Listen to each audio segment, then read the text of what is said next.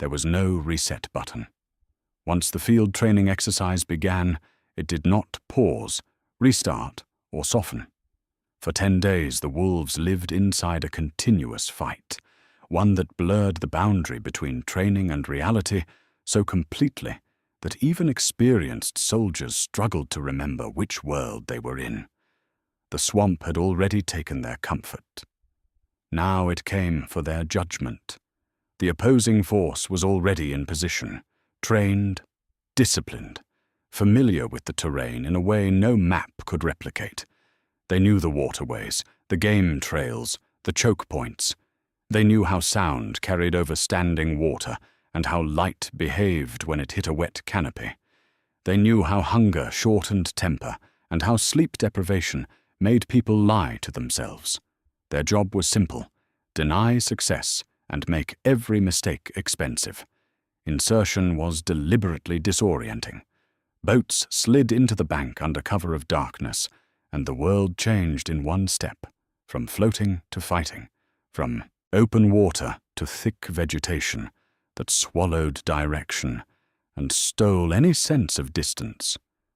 There was no welcoming brief, no clear start line. Kylie stepped off first, boots sinking immediately, and felt the weight of the phase settle into his shoulders like another ruck. Naira was 2 steps behind him, scanning the tree line, even though doctrine said the first priority was movement. Joran was already counting time, distance, cadence, because he knew the swamp didn't care how motivated you were. It only cared what you could measure and control. From the first step inland, the tempo was relentless. Patrols began immediately. Security patrols, reconnaissance patrols, probing patrols, stacked so close together, there was no clean seam between one mission and the next. Leaders were forced to decide how much energy to spend early, knowing there would be no resupply of rest later. Eloan briefed his first order, crouched in mud with a poncho pulled over the map, voice low, words stripped to intent and sequence. Saela corrected a spacing issue with a single hand motion and nothing else, because talking cost time and time was blood in this phase. Sleep became theoretical, minutes stolen where they could, knees pulled tight to chests in shallow depressions, helmets used as pillows. One man awake while the rest hovered in half-consciousness. The swamp never shut up, insects whining, wind moving through reeds, the occasional splash that might have been wildlife or might not have been. Silence didn't exist, and the absence of silence did something to the mind. It made everything feel like contact. Caldus stopped thinking in hours by the second day. He started thinking in tasks: water, weapon, feet, security, repeat.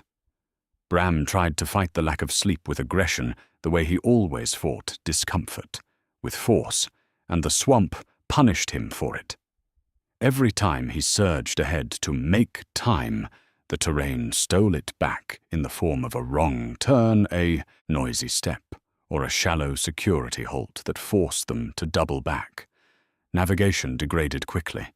Swamp terrain refused clean lines. Trails vanished into water. Compass headings drifted as bodies compensated subconsciously for uneven footing. Time-distance calculations broke down. Edric took a map check on the third movement and realized the truth in an instant. They weren't off in a dramatic way. They were off in the swamp way. A few degrees, a few meters, a few minutes.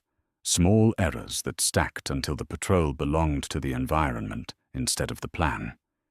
He corrected quietly, shoulder-brushing Kyle's as he adjusted the azimuth. Kylie didn't argue. He just passed the correction back with a hand signal and kept moving. Mistakes stayed subtle, but they accumulated. A patrol stepped too close to open water and left a visible wake. Another crossed soft ground too often and left a churned path. A radio transmission lingered half a second too long. Rurik caught one of the humans, Reyes, The same one Edric had seen tending his feet in Chapter 1, about to key his mic longer than necessary. Rurik didn't scold him. He simply put 2 fingers on the man's wrist and lowered it. Reyes nodded once and never did it again. That was how lessons moved now. Quietly, instantly, without ceremony. The opposing force noticed everything. Contact was sudden, no warning, no build-up, just a snap of blank fire and a shouted command from the shadows, bodies diving for cover that barely existed. The first time it happened, Torin hit the deck in water up to his ribs and realized there was no dry prone in this phase. There was only low. The engagement was short, violent, deliberately confusing. The goal was not to win. It was to force decision-making under shock and see what broke. React to contact drills happened with imperfect precision. Formations collapsed into something functional rather than textbook. Leaders shouted corrections, voices hoarse from dehydration. Squad leaders fought to maintain accountability while maneuvering through water and brush. Joran caught himself about to over-control, about to call movements that didn't need calling, and stopped. He switched to intent instead of instructions. Left element fix, right element move.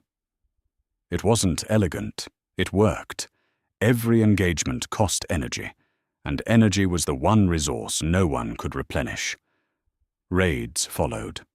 Planned during brief windows of relative calm, often while kneeling in mud with maps protected under ponchos. Orders were given quickly, sometimes incompletely. Leaders learned to prioritize clarity over elegance. Naira ran one of the rehearsals in a whisper and cut her own plan in half mid-brief because she felt the group's attention slipping. "This is what we're doing," she said, then reduced it to 3 points and 1 contingency. It was the right call. Everyone executed cleanly because they had something they could hold in their head while exhausted. Objectives were small but unforgiving. A simulated command post, a supply cache, a radio relay. The approach was always the hardest part. Movement through water, crossing streams, bypassing unseen security elements that were designed to catch impatience. Mailer's element nearly walked into a tripline because he trusted his eyes instead of his feel. Mira caught it at the last moment, a hand stopping a boot in mid-step. No words. Just a look. Mailer adjusted his route without pride, and they slid around the hazard like it had never existed. Assaults were violent and fast. Teams surged forward, weapons up, voices raised only when required. Once the objective was secured, there was no time to celebrate. Withdrawal began immediately, often under simulated pursuit. Varric took point on one exfil and didn't speak for the entire movement, only signaling with 2 fingers and a clenched fist, steering them away from open water where their wake would betray them. It was the most disciplined he had ever been, and the swamp rewarded him with nothing except survival. Ambushes reversed the dynamic. Now the wolves waited. Hours passed in stillness, muscles cramped, insects bit exposed skin relentlessly. Water crept higher as tides shifted subtly, soaking sleeves and climbing into rucks that no one could move without revealing themselves. Discipline wasn't about toughness here. It was about refusing to scratch an itch when your body begged for it. It was about staying motionless when your legs went numb and your mind started to invent reasons to move. When the enemy entered the kill zone, timing mattered. Too early, and the ambush failed. Too late, and the patrol passed through untouched. The decision rested with leaders whose hands shook from fatigue. Bram's hand trembled once on a clacker during a late-night iteration, anger at himself flaring so hard it almost became noise. But Saela's hand came down on his forearm, steadying it. Not gentle, not comforting, just functional. "Wait," she mouthed. Bram waited, The ambush hit at the right moment, and that was the only success that mattered. Reconnaissance missions tested restraint. Observe without engaging. Report without being seen. The hardest task of all when adrenaline begged for action. Patrols lay concealed for hours, watching enemy movements through reeds and trees, recording details that blurred together. Elowen's note-taking became minimalist. Grid, time, movement, count, because anything more was fantasy once sleep debt peaked. The swamp punished impatience. A single careless movement betrayed a position. A whispered word carried farther than expected. The opposing force exploited every lapse. False withdrawals, feigned weaknesses, sudden counterattacks. They forced the wolves to think beyond checklists, to recognize patterns, to adapt creatively while exhausted. Thane identified one feint because he remembered the direction of wind and realized the sound didn't match the distance. He didn't announce it. He just rerouted the patrol by 10 meters and saved them from walking into a staged kill zone. Leadership rotated constantly. Platoon leaders became squad leaders. Squad leaders became team leaders. Every man was evaluated repeatedly. Rank mattered less than performance. Authority was earned hourly. Some over-controlled and strangled their teams. Others withdrew too far and created a vacuum. The swamp amplified personality flaws mercilessly. Isagar got too rigid on one patrol base setup, forced everyone into exact textbook placement, even when the ground was wrong. And Kaeli stepped in quietly, not to take over, but to adjust. "We're secure, but we're not smart," he murmured. Isagar bristled, then looked at the terrain, then nodded once and changed the plan. Failures were immediate and visible. A poor plan resulted in isolation. A weak security posture led to surprise contact. A missed detail cascaded into mission compromise. Ranger instructors observed from the margins, intervening only when safety demanded it. When they wrote, it felt louder than gunfire. When they said nothing, it felt worse.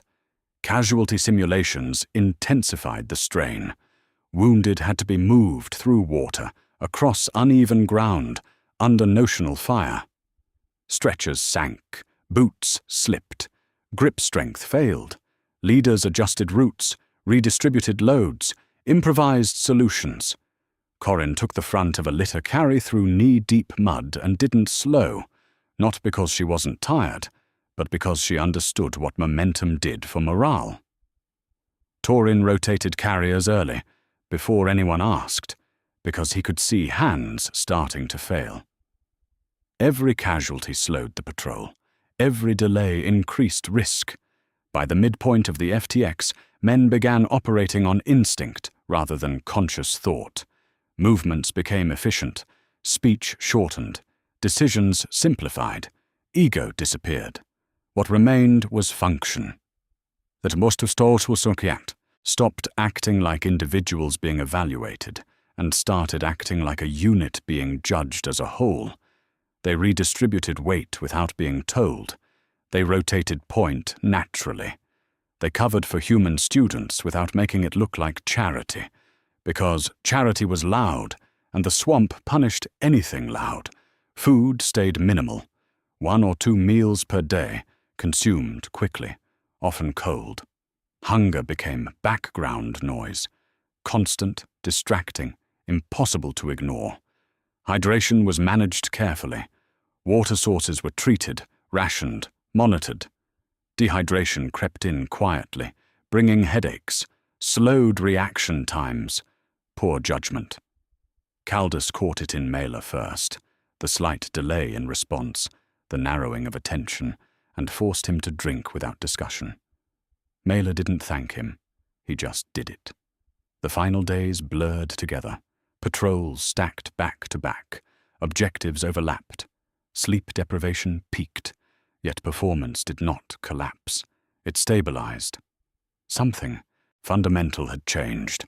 The wolves no longer waited for direction. They anticipated. They adjusted formations instinctively. Leaders trusted subordinates. Subordinates supported leaders without question. On the final night, a culminating operation unfolded. Multiple objectives, coordinated movements, limited guidance. Leaders were given intent, and little else. What followed was imperfect, messy, and effective. Patrols reached their objectives. Contact was made and broken. Casualties were moved. Withdrawal succeeded under pressure. No single moment stood out as heroic. That was the point. When the exercise finally ended, there was no announcement, just a quiet gathering.